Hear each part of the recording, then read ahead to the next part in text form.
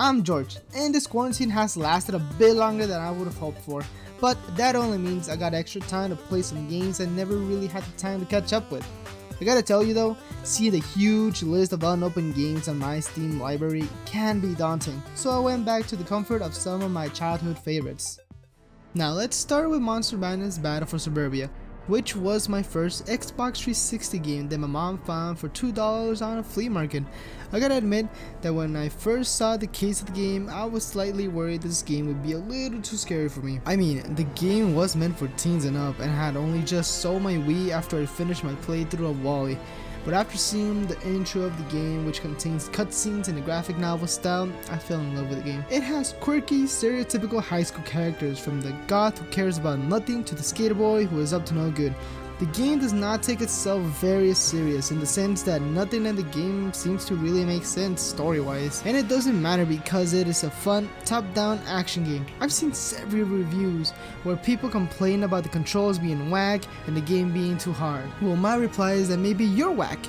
And maybe you're basically, if I was able to have fun at a young age and able to beat the game multiple times at the hardest difficulty, then anyone can. The controls are simple. You change weapons using the right bumpers, which makes complete sense if you played Minecraft or any other survival game on the console, and move around faster on the map by pressing the left analog stick, just like when you sprint in all the Call of Duty games. The gameplay is simple and filled with some of the most random monsters to fight. While some do have crude designs, some other ones are more well thought. Those aren't many, but it does bring a variety of new enemies to fight almost at every corner. In co-op mode, the camera will at times not treat you well, but that is mostly because you're not playing as a team with your partner. It is a top-down action game, so of course the camera will have to zoom out and try to keep everyone in the same screen. Some people find it annoying, and I truly understand that, but I find it more of a challenge and keep things interesting and funny at times. There is plenty of creative weapons, from a literal pipe shotgun to a gun that shoots discs, which you can upgrade throughout your playthrough. Plus you can become into various monsters such as a zombie, a werewolf, or Frankenstein's monsters.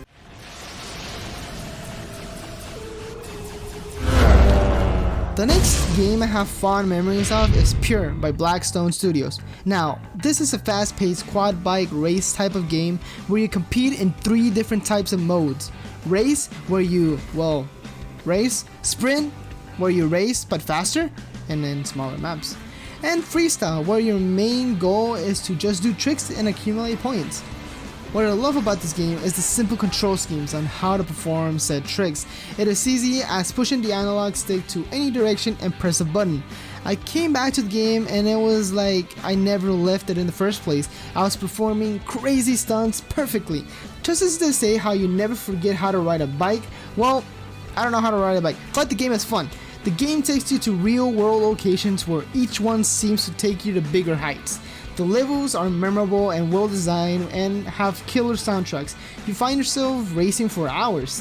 The only thing the game desperately needs is coach co-op.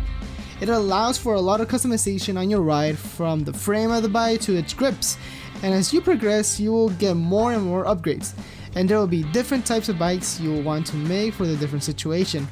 Overall, the game brings long hours of exciting, challenging quad bike experience that anyone would have lots of fun with.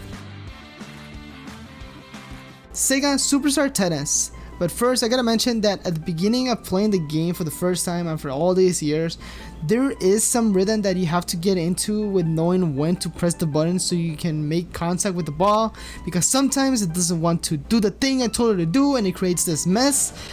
But after you get over the little bump in the road, after a couple of games you get into the fun of playing tennis, and while the main gameplay of tennis can be a little bit dull at times, the game brings it home with its multitude of mini games and challenges in different stages, from Jet Set Radio Tennis Court all the way to the House of the Dead Tennis Court.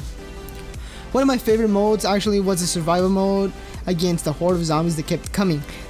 There isn't much else to talk about other than this $1 game really brought me more happiness than other $60 AAA titles in today's day and age. Fusion Frenzy! Now, Fusion Frenzy! it's filled with mini games and are especially more fun with friends, like any other game of course.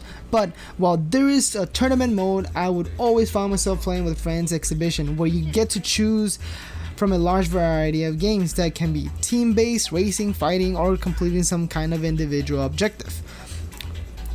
The visuals can be a little bit crude, but overall gameplay totally makes up for it. It has simple controls that translate easily from game to game and can build some competitive moments among players. One of the mini games I always found myself playing for a while is the one where it keeps going in circles and you have to duck or jump. Now it reminds me of a more competitive and faster Subway Surfers, but with players around you playing the same challenge. I am sure this game is a little bit more well known since it's on the Xbox Game Pass, plus it is backwards compatible.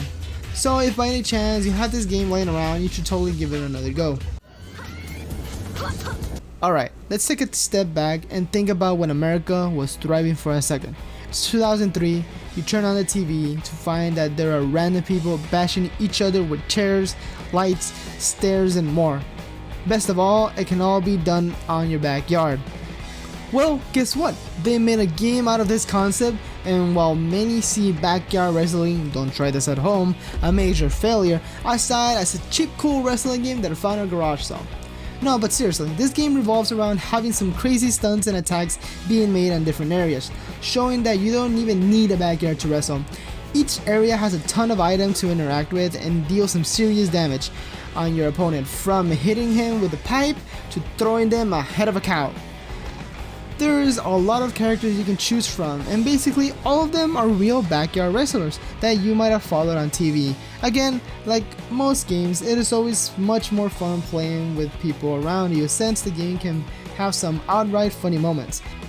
This game isn't really meant to be taken serious, and meant to just take the spirit of backyard wrestling, which is to be cheap and fun entertainment for a while, and I think that is something we can all take away from today. Cheap games don't mean they're bad, maybe they're just a little underappreciated and need a little love. But coming back to these games, it made me realize that when the world outside is crashing down and being a little overwhelming, it's nice to just sit back, play some old quick fun games. Thanks for watching, take care.